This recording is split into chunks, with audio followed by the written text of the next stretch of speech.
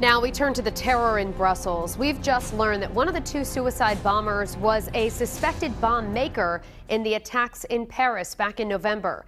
The Associated Press is also reporting that the Islamic State has dispatched hundreds of fighters trained to attack in Europe. At least 31 people are dead after the Brussels attacks yesterday. Nearly 300 are injured, some of whom still are in critical condition.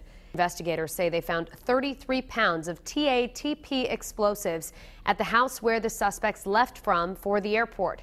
A cab driver who drove the three suspects to the airport led authorities to that house.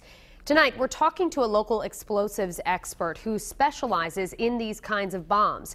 Eyewitness News reporter Rosie Woods continues our in-depth coverage. I went over to URI to talk to an international TATP expert. She tells me that all the ingredients in TATP can be found at your local drugstore.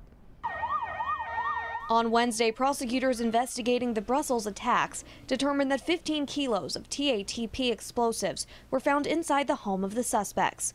The same type of explosive that was used in the Paris attacks. Probably every housewife in this country has bought the two ingredients, major ingredients.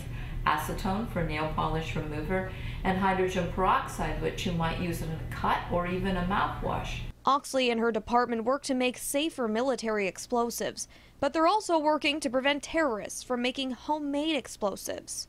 If these chemicals were not available, they couldn't make them, but they're available not for terrorists. They're available because we need them in modern society. So we're looking at ways to adulterate them so they can't be used for explosive. Number two, we're looking at ways to detect them. And number three, we're looking at ways of gently destroying them.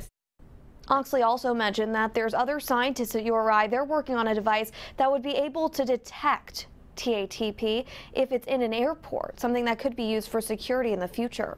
In the control room, Rosie Woods, Eyewitness News.